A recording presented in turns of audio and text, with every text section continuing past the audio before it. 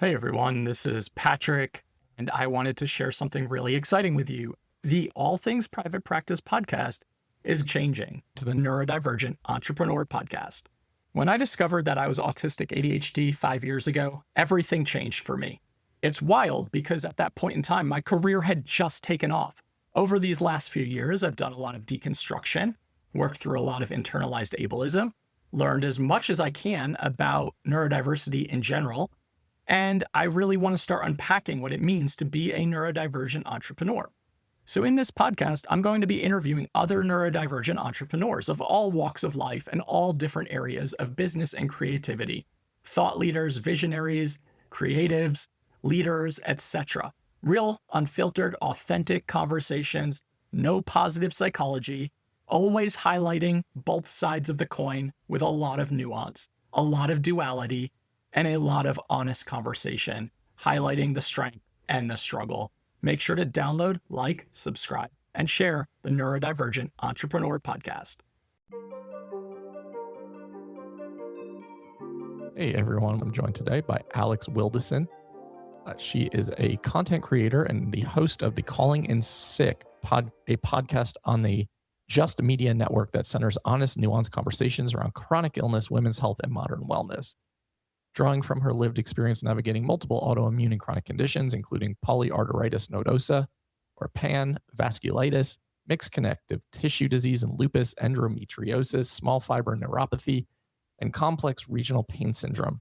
Alex blends storytelling, education, and lifestyle content to build community challenges, misconceptions, and expands how we define health, identity, and productivity. Before pivoting into media and advocacy, Alex built her career in finance and capital allocation, working across investment banking, private equity, and venture capital, including large roles in institutional platforms. She continues this work today as a venture partner at Hotstart, an early-stage venture fund focused on celebrity-founded brands. That's cool. Following a major spinal injury in 2023, Alex shifted her focus towards advocacy, content creation, and podcasting. Through Calling in Sick and her broader lifestyle platform, she explores what it means to build a meaningful, sustainable life while living with chronic illness, blending lived experience, practical tools, and healing modalities. She's also currently preparing to launch a digital platform aimed at expanding access to education tools and community for chronically ill individuals. Man, one, I'm happy to have you here. Two, I'm surprised I got through most of that without stumbling. That's a rarity, especially on a Monday. Impressive. So I have so many questions because you and I have been talking offline, and I follow your content is great. I think a lot of the people listening, especially those who are more identifying as neurodivergent, especially autistic ADHDers, are experiencing a lot of the things we just listed out, or may be thinking about those things in general, but having no answers. So I just want to say thank you for spending your time here, because I know energy and capacity is limited. And man, navigating the medical system is a fucking minefield. It sucks so much. It truly does. And I have to say, even after 25 years, it's just as hard today as it was back then. But the only thing that's made it, I think, better is just having a voice online and connecting with other people that are navigating it too. I think misery with friends is better than misery alone. That's a good point. I think that's maybe the podcast title for this. Yeah, I agree 100%. I think it can feel really demoralizing to go down pathway after pathway and continue to come up with dead ends, or doctors who are looking at you kind of confused or overwhelmed by what you're telling them, or sending you off to the next referral because they don't know how to handle it. And, I think it's even harder, I realize, as a therapist who navigates a lot of complex systems, and advocacy is a huge part of that. For people who don't have that knowledge, experience, expertise, privilege, financial security, it's just not designed to support you. It really isn't. It's the most broken system, and it beats you down. And I think if you don't have any semblance of a support network, of a financial network, just that cushion, it's hard to keep going every single day and find hope. Yeah, it is. And I don't want to make this episode all doom and gloom for those of you listening, but I know a lot of you who are navigating chronic illness, chronic health conditions, any autoimmune deficiency or disorder, something that feels unexplainable, that is causing you distress, it impacts your day to day, not only your livelihood, not only your personal life, but it certainly impacts your business and your professional life as well. And I know for me, like having to zoom out now and be so much more intentional about how I spend my time and my energy and my capacity, knowing that it's unbelievably diminished, that there are certain environments where I cannot be the person I would like to be, and how much of my life is confined to these walls in my home, it can really start to feel lonely. And having people like yourself and other content creators out there who are speaking about their experiences really does help normalize for a lot of people listening. I hope so. That was the goal when I started posting online, was to just let people know that if they're sitting in it, then they're not alone in sitting in it. Yeah. And I spent, the better half of the first 2 decades of my life silently battling mixed connective tissue disease and lupus and endo. And none of my friends or extended family really knew what was going on with my health. And it was just this almost embarrassment to have to talk about my health and be so vulnerable about it. But, after enough tough experiences, I think you hit a breaking point where you just want answers. Yep. And that can come in any shape or form, like connecting online and seeing if somebody recognizes something. So Yep. that's really ultimately why I started talking online, and it helps tenfold. Yeah. I think when you're suffering in silence and you don't even want to bring it up, because I imagine for you and for me and many people listening, when you bring these things up consistently, it's like, Alex is sick again. Oh, there's always something wrong with her. Like, are you just making this up? And that is one of the most painful ones. Like, are you malingering? And I've had doctors say that to me. Like, are you just here because you like the attention? Was the last thing the urologist who I just fired said to me in our last appointment. And I'm just sitting there like, yeah, totally, dude. yeah, the gaslighting that exists within our medical infrastructure is so fucking broken, and it's so like dehumanizing. Mm-hmm. And you finally make it to that doctor or specialist that you've waited so long to see. And maybe you've jumped through hoop after hoop and procedure after procedure. And finally, you get onto their calendar and you either wait several hours just to get through the waiting room, despite having an appointment, or you are told you are just there for the attention. And it's just so infuriating to me. It's unfair and it's unfathomable that it happens to everyone in this community. I don't know a single person who has navigated this unscathed. Yeah. With medical gaslighting and just the condescension that happens around living with an invisible or chronic illness. Yeah. And that does a number to your mental health, to sit there thinking, gosh, if no one believes me, am I making it up? Like, is this all in my head? Yeah. And sitting in that without community is a really dark place. I've gone through periods of deep dark depression, panic attacks, anxiety, with that being, I think, the driving force. Yeah, same. I've been there myself quite a bit, especially over the last few years. Yeah. As I've discovered more and more of these like struggles. It's almost laughable sometimes. I think about my body and how it's constantly fighting against itself. And anything and everything can be a trigger for MCAS, for mast cell activation syndrome, for POTS, for hypermobility. And my body just feels like it hates itself. And I'm like, you have to get everything just right to feel, quotes, okay enough to get through the day. And I got diagnosed with this really rare throat condition maybe 4 or 5 years ago called Zenker's diverticulitis, and it impacts like 0.001% of the population, most of whom are all over 65 years old. So getting this diagnosis was a challenge in itself, right? Like continuously showing up to a doctor saying like, no, there's still something wrong, like something is going on here. And then being referred to specialists who still couldn't figure out the issue. They go with like, what's the most treatable symptom in front of me? We'll do that and we'll cross it off the list. And then to continue to advocate and finally getting the right nurse practitioner on a virtual call who was like, dude, I think this is what you're describing. And it would be really weird if it is, but go get an esophagram. And then lo and behold, it's like, of course that's what it is, because that's how my body works. And of course, it's just that struggle, right, of constantly advocating for yourself when you do not have the energy to do so. Yeah. And that's the deep, dark depression for me, is like, oh my God, it's another set of demands and energy that I don't have to just try to feel like 1% better. And that Yeah. sucks. Well, it's demoralizing to continue to try to advocate for yourself and be told no, or you're crazy or whatever. Yeah. And medical providers are trained to look for horses in a field and not the zebra that is what all of us are. Right. And it takes a very special kind of provider that's curious, that is willing to turn over every single rock to Yep. really take us to where we need to get. But the crazy part is, even when we get to that diagnosis, sometimes it's still, there's nothing we can do here. This is just something you have to learn to live with. And that Right. is really hard. That's really, really hard. It is, because you work so hard to get to that place, right, where you can finally figure out the why. But Yeah. figuring out the why and having that clarity does not mean that life gets easier.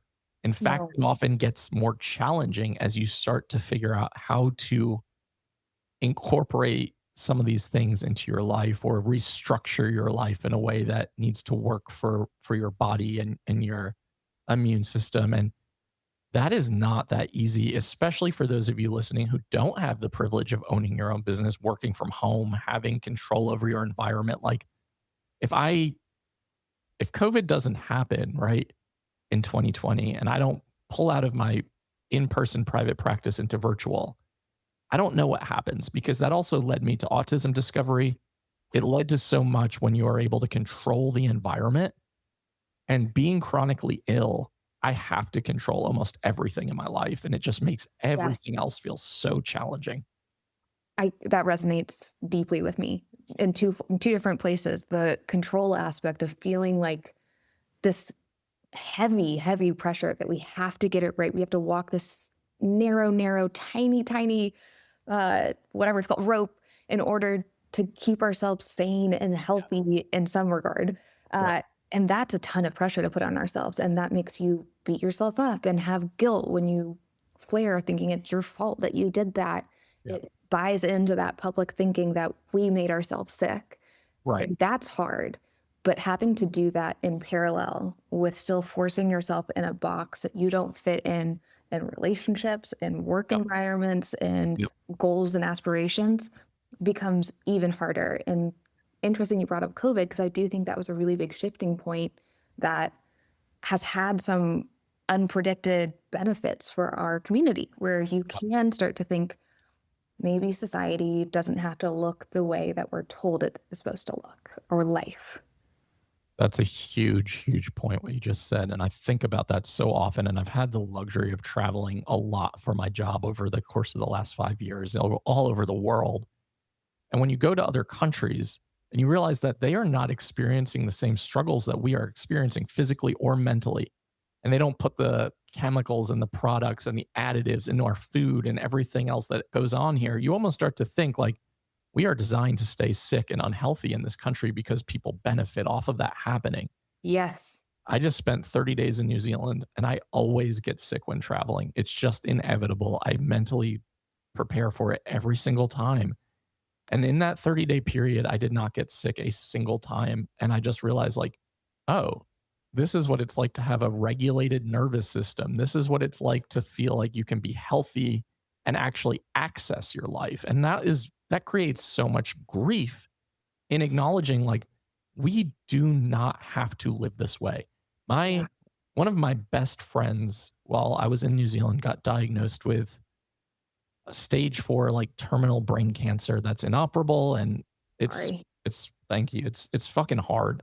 Yeah. And I started to GoFundMe for him, because that's what we do in this country when people get sick. It's like community and mutual aid to keep people alive or protected.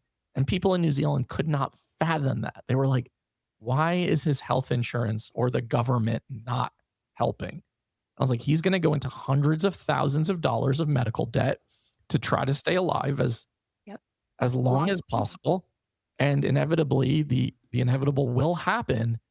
And his partner will be left to pick up the pieces. And that doesn't have to fucking happen. But we live in for-profit healthcare. And it really does create a lot of barriers in trying to navigate chronic health conditions and illnesses. It really does. And you're right. Like, it's shocking when you look around and you see these other cultures and other countries and how they've navigated health. And it's, God, capitalism makes us sick in so many different ways, not just physically sick, but mentally. It exacerbates challenges that might have erupted later on in life when we all hit, our own tsunami of whatever it is that's hard, difficult, but earlier and earlier and earlier. And then there's people just making money off of us being sick. It's sickening. You go down a rabbit hole, you start believing into all types of different theories about how the world works. And unfortunately, I think a lot of it really has some validity to it. Yeah, no, I think so too.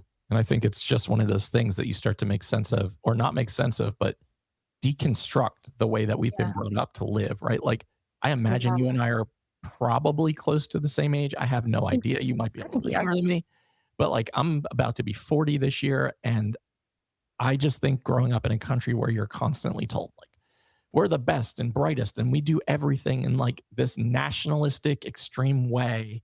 And once you start to step outside of that and see things for what they are, it's like, oh, fuck, we have been brainwashed so badly. And unfortunately, a lot of people never get to have the experiences that I have had over the last 4 or 5 years, where like, I think I've had numerous bucket list experiences and I did it for work. And it was just like, when you're in Spain, when you're in Italy, when you're in Greece, when you're in Portugal, when you're in New Zealand, when you're in Ireland, when you're in other countries, and they're all looking at us like, what are you doing to yourselves? You do not care about yourselves collectively or as a community. And that is by design. And that means it is a lot harder to create communal advocacy in terms of how do we change this healthcare system that is so beyond broken.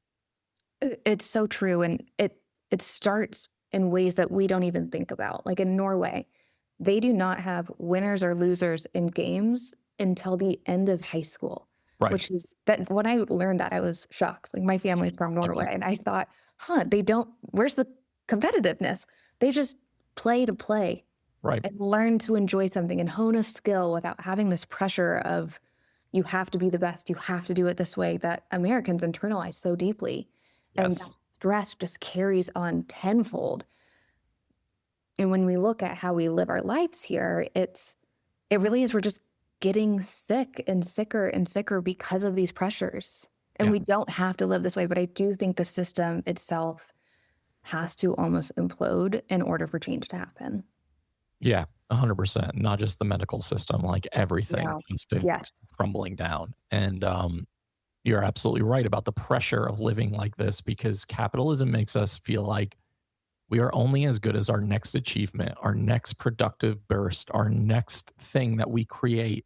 And if we try to rest, then you're deemed lazy or unmotivated, or you don't care about A, B, and C, or you just don't have it in you to be successful. And I've had to like really, really fight that narrative of like achievement equals worthiness, because it is killing me. And the way I have created a quote unquote successful business has led to just feeling like I can't even get through my day most of the time, or that I am in such like agony and distress, and it is not worth it. No, it's really not. But it's the identity that we're raised to believe in, that we have to do these things, that success is the only thing that means your life is worth living. And honestly, I'm sad to admit it, but it took having a botched spinal surgery to stop working.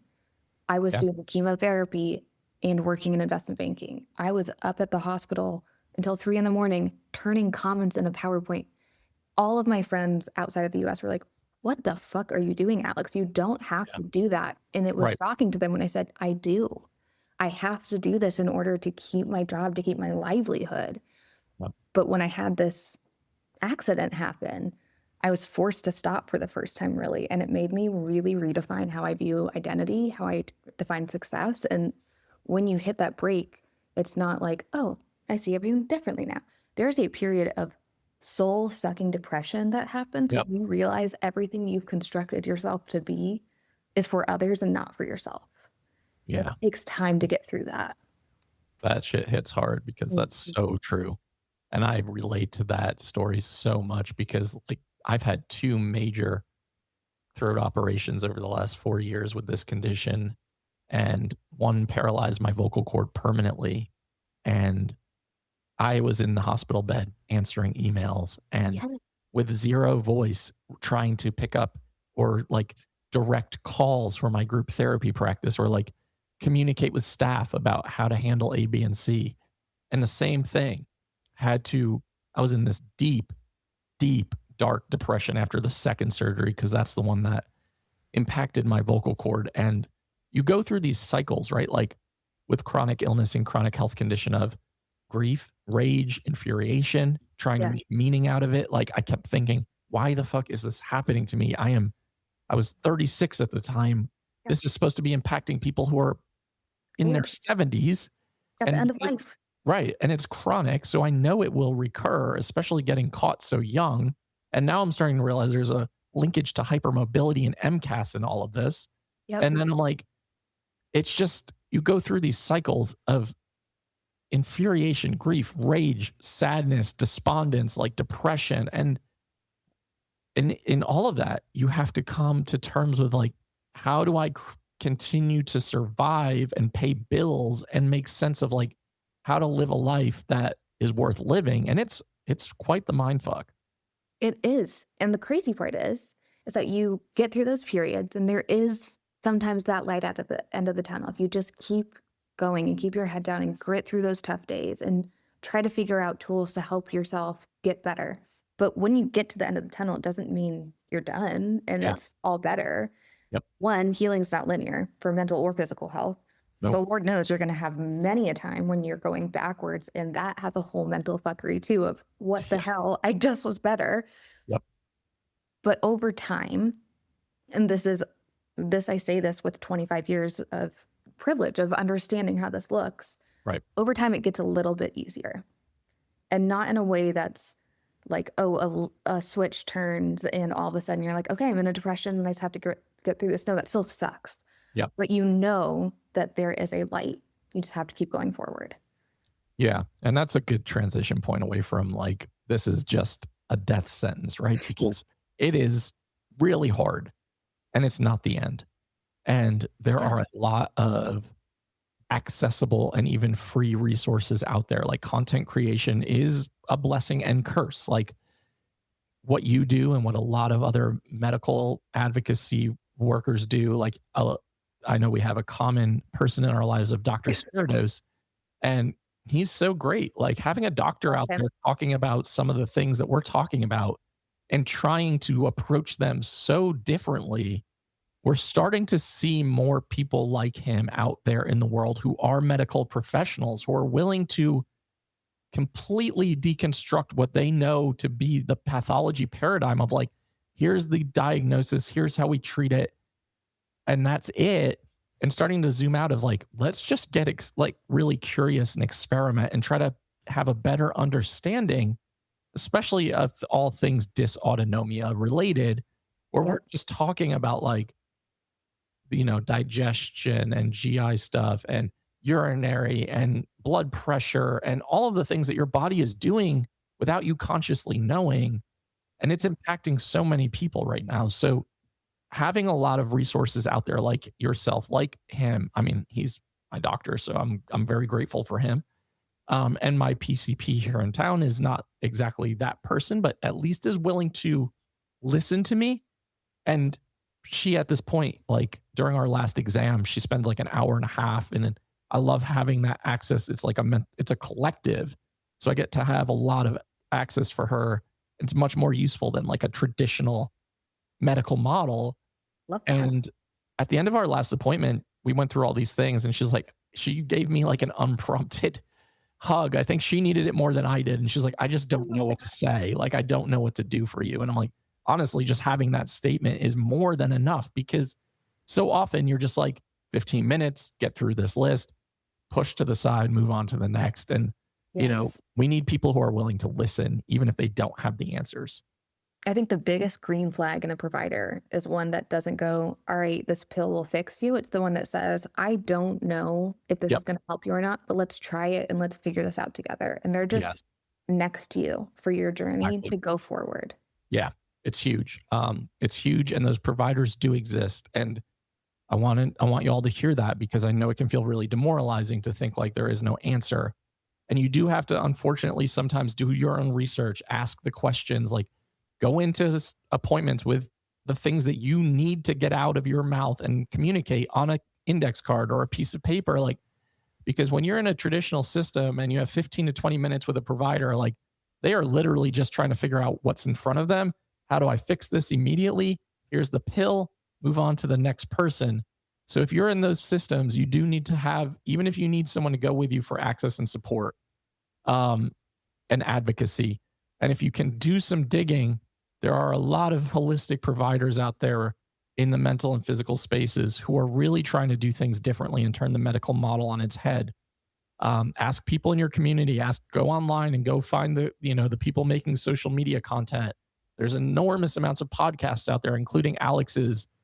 I mean, there are so many free, accessible resources for you to advocate for yourself and to better understand yourself. And it's unbelievably important.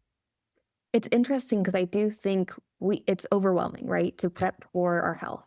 Yep. But we do things for other areas of our life that we go full in, like our lives depend on it.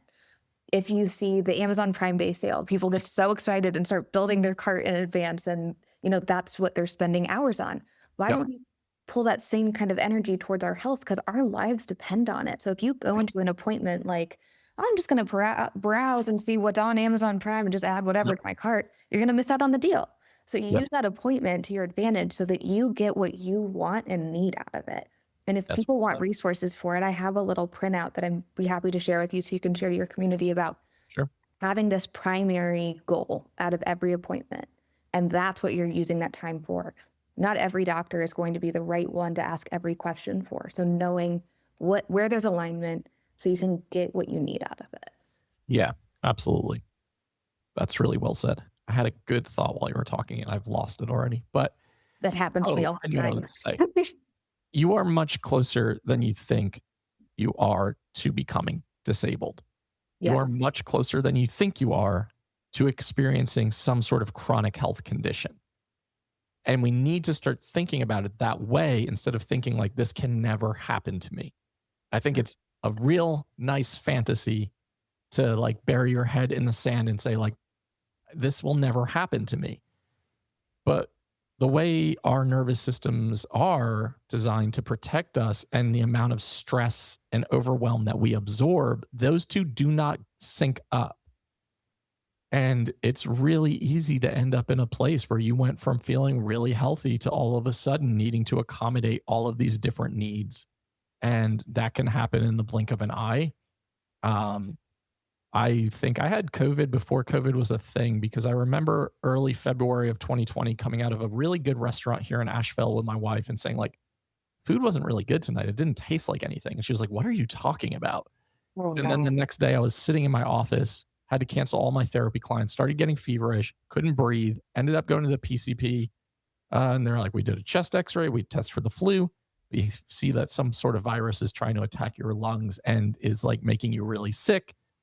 And I think, a lot of us experienced long COVID in those moments, and ultimately our immune systems were drastically changed forever. And you just never know when something like that is going to happen to you. And I just think that we need to be proactive and prepared and create as much knowledge and advocacy as we possibly can, because we need each other as community. That's the only way we can dismantle a system. Very much so. I mean, 1 in 3 people in their life will develop a chronic illness, and that stat should scare people, I think. And you're right. We are one thing away from that developing. Autoimmune diseases themselves have, we think, about 5 key components, which is perhaps a genetic predisposition, some kind of environmental impact like toxins, heavy metals, some kind of infection, fungal, bacterial, viral, elevated stress for a long, long time, or some kind of genetic mutation that can happen, which many things can do that. Medications can do that. Lifestyle choices can do that. And if you get a perfect little storm of those moments, the next day you wake up and you never feel the same again. And so to avoid, it's not always avoidable, unfortunately, but I think you're right. The more you can do before, the better off you can be down the road. You can catch it earlier, which saves you from debilitating symptoms getting actually disabling. Right. You can change your lifestyle to mitigate maybe that turning on down the road. And there's great platforms and resources out now since COVID that have just spun up that we can do these things. There's HealthNix, there's Function Health, there's a dime a dozen vagus nerve and sympathetic nervous system projects that you can join. And not all of them are cost prohibitive. I think there's a lot that introduce you to these ideas, even on social media, to integrate these changes into your life and really get yourself to a place where perhaps and hopefully you'll be able to avoid or prolong any kind of disabling or chronic illness igniting event. Yeah, that's a beautifully put positive note to end this on, because I think there are a lot of resources out there. There are. So you just have to do some digging. Yeah. We'll link some in these show notes, and Alex's account is a great one to follow, because then you'll have a better understanding and just more access to the things that she's created over time. And there is hope. There is a light at the end of the tunnel for all of you listening, but that doesn't mean it's an easy journey. It just means that there's a lot of reroutes along that journey, and a lot of ways that you have to step back and kind of say, like, how do I restructure? How do I reorganize? How do I reprioritize? Because we get one shot at all of this, y'all. Like, it goes in the blink of an eye, and you want to do it in the best way possible that supports you and your mental and physical health. So, Alex, I appreciate you. Oh, go ahead. And when you have those deconstructions happen, honestly, I think there's a lot of us that look back and say, God, I like myself a whole hell of a lot more than I did before I got sick. I was an investment banker. That was my number one priority in life, was my career and making money. And so relieved that I'm not an asshole like that anymore, that I prioritize my loved ones, my health, chasing my dreams and aspirations, and not putting on this facade for other people. I just am really happy to live my own authentic self and my own authentic life. And so however hard these things are, there are these really unexpected, beautiful things that come out of chronic illness. Wow. Yeah, I couldn't say it better myself. So we'll leave that there for you guys. And I just really appreciate you coming on and making the time. And I'm looking forward to coming down to hot ass Texas in June and being on your podcast in person. I'm so excited. Thank you so much for having me on your show. It's always such a pleasure chatting with you and just getting to dissect what our lives are like together. So thank you for having me on, and I can't wait to have you down here in Austin soon. Thank you. And just let the audience know where they can find you, because we'll add that to the show notes so you have access to everything Alex lists and says. I have a personal Instagram and TikTok account at Alexandra Wildeson, and then my podcast account at Calling in Sick Pod, and that is the same across all platforms: Insta, TikTok, YouTube, Substack, all the things. And my app Calling In should be launching our beta testing group if you guys want to join later this summer. Congratulations on that. That's awesome. I will definitely be joining that as well. Did not know you had a Substack, so I'm about to go follow you right now. We have a really fun group chat there where we all kind of problem solve together. And if you need to shit talk, or you want solutions, you want camaraderie, whatever you need, there's a sub thread for that exact topic, as well as caregivers have a thread. So people can connect and find some camaraderie at least. I love that. That's awesome. Congrats on everything that you're working on, and really, really cool stuff. So thanks, Alex. All right, everyone. Thanks for listening to the Neurodivergent Entrepreneur Podcast. New episodes are out on Wednesdays on all major platforms and YouTube. You can like, download, subscribe, share, doubt yourself. Do it anyway. And we'll see you next week.